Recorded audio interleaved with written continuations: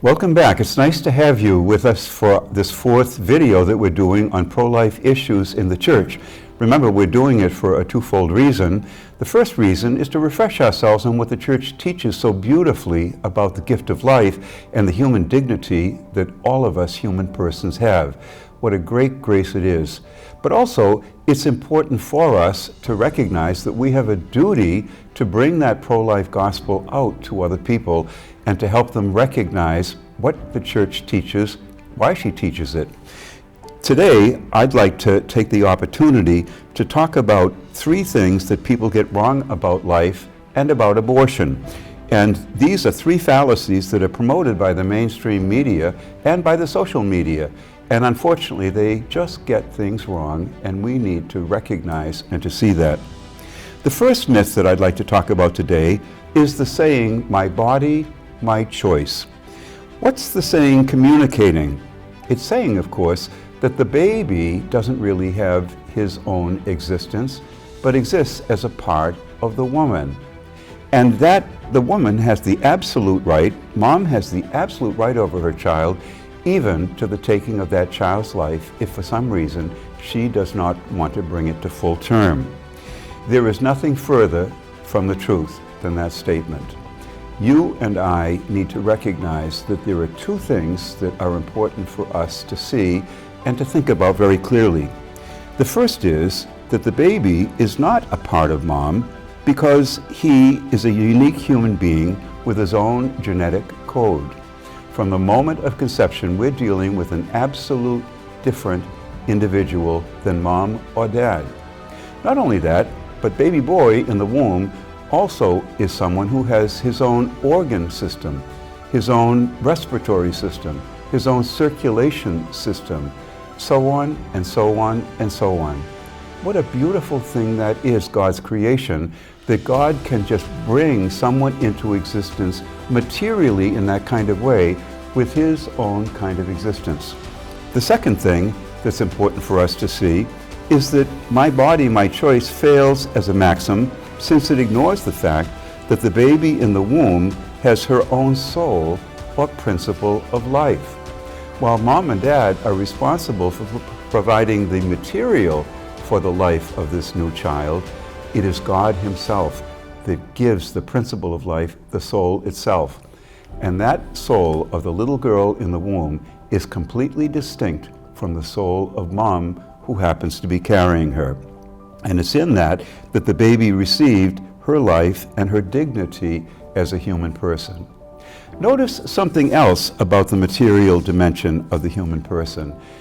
You and I recognize that in having our own genetic code and in having our own organ system and material parts, the fact of the matter is we are talking about that as scientific realities. I'm always perplexed by the fact that while it is the case that when it comes to something like the environment or something like viruses, we're always saying, follow the science. When it comes to life and when life begins, we take science and throw it right out the window. What kind of sense does that make to us at all? The second myth I want to talk about a little bit is that I'd like to say I should not force my religious beliefs or personal views on others. That's what people tell me I should have in my mind when I'm talking about religious or preference kinds of things. The fact of the matter is if I were talking about the Trinity and that God is Father, Son, and Holy Spirit, or about the fact that I say to people, you like me should put yoga into your life as a daily routine, people would have a right to criticize me and to say, you're pushing a religious belief or a personal preference. But we're not doing that at all. We have no right to force matters of personal belief or personal preference, but abortion is not like that. It's not a religious issue, and it's not a personal preference. We, when we talk about abortion and about euthanasia, are reminding people that they, like every other human being, have a duty, a responsibility to protect life.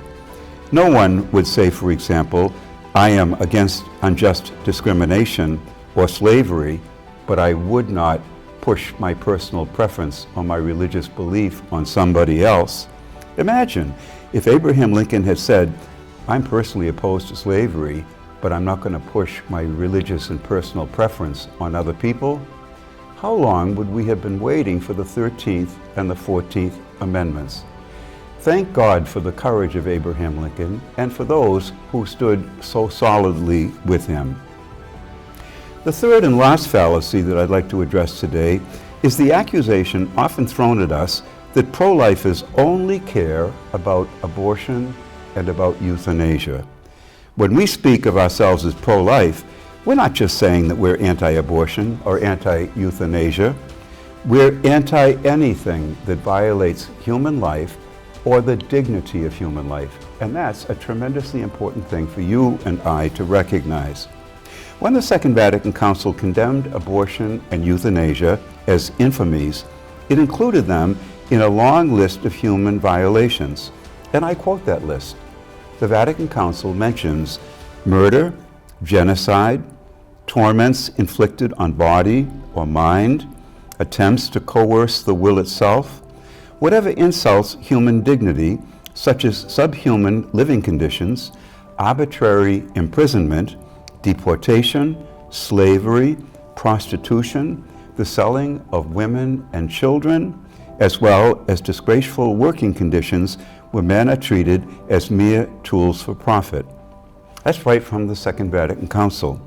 What many people don't know or acknowledge is that the Church in 1891 was the first principal force within society that called for workers' unions so that after and during the Industrial Revolution, folks had an opportunity to be able to receive a just wage and to live in real human working conditions.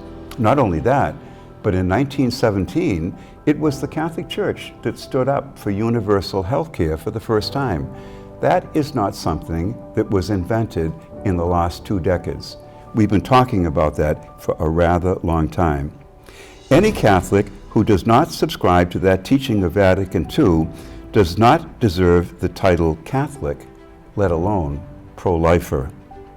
Let's sum up what we said today.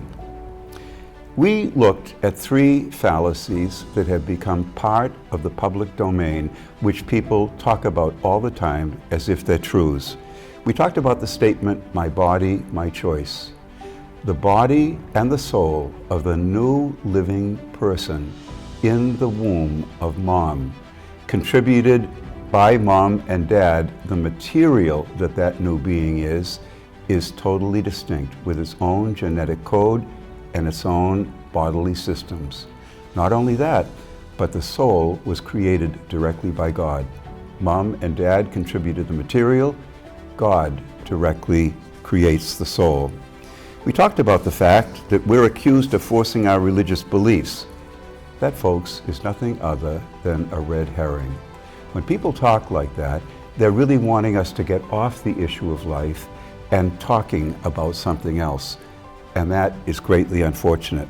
With Abraham Lincoln, we're convinced that every human being, whether from a particular race, a particular ethnic origin, or a particular religion, has an inherent dignity as a human person, and we have every right to protect that dignity and the life that that dignity belongs to.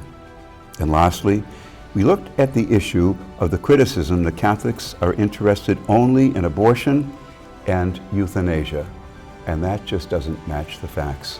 When you look at the teaching of the Second Vatican Council, when you realize things like our commitment to workers' unions and that we were the force within society that introduced that, as well as introducing a call for universal health care, we stand proud for what it is that we stand for in terms of human life.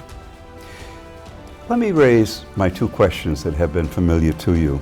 The first one is this: is there anything new in what I said today that you hadn't thought about in the past? And if it is, what is it? Think about that and do some further reflection on it. And secondly, would you be able to challenge people when they start making these false accusations and criticisms of us as Catholics? Would you be able to stand up to the fact that the expression "my body, my choice" is not an accurate statement of the reality?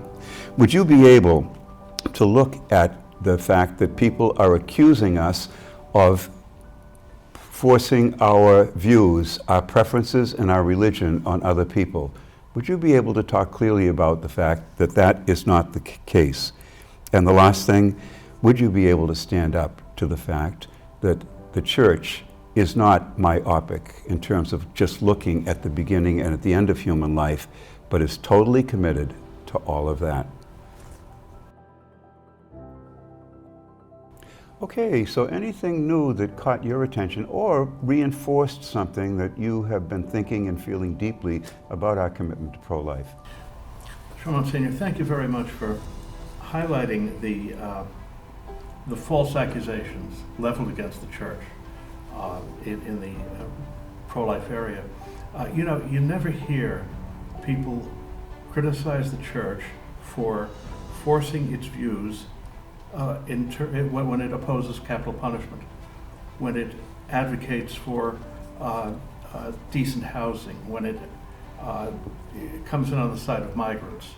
So there's a real, what used to be called the abortion distortion, and blinders are put onto people. But thank you very much for putting that out. You're very welcome, thank you. Yeah, and it's true, we have a beautiful tradition to which we're committed, and it shows up. Could we do better at different parts of our history? Of course we can, but we get better and better with grace. We really do. You know, something that I really appreciated was, you know, we do have the church as like something to lead us, right, with our views, and that's wonderful, right? But abortion and euthanasia specifically, those two, should never be something that's, you know, it's something so horrible to think that you can take another person's life. That should never be something religious, right? Even if someone's an atheist, they should be able to see that, you know, taking someone's life is wrong. And so it's wonderful to, you know, like, I've thought about that before. Abortion shouldn't just be like a thought, like, oh, like it's a religious thing. No, it shouldn't be a religious thing. It shouldn't be like a thing like if you can only talk about if you're one sex or another. You know, like, it is a thing which should be universally true. You cannot take another person's life, no matter even your own. And so, yeah, I guess it's a good thought to think about. Good. That abortion is not a religious topic. It is a topic that should be talked about by everyone. Exactly, and as I mentioned, we need to remind people of that as well, for sure. I had a similar thought that the church is such a leader in the promotion of human rights around the world, and there's great respect for that. But somehow we've lost the ability to communicate how that nexus is, that we believe in human dignity, as you say, for union rights, for health care, for any situation that degrades the human person. But somehow abortion is like over there, and the world and even a lot of Catholics forget the bigger picture. So I think you're giving us a really important tool just to, you know, as you said, did you ever think a little bit differently after hearing this? And, you know, not necessarily have to get into a rip-roaring argument with someone, because no one here has been raising their voice or yelling or screaming, but just be able to talk about that connection of human dignity and human rights. So thank you very much. That was Thank great. you very much. That was very insightful. Thank you, I appreciate it. I'd like to conclude this video by expressing my thanks to our guests here, to Marianne, to John Paul, and to Henry. It was lovely having you here, and I'm really grateful for it. And to those of you who've been following us by video, we're very grateful for your interest in these videos, and we hope that they're not only refreshing in your hearts and in your minds the solid and beautiful teaching of the Church, but that it's also encouraging you to be more pro-life and proactive about life.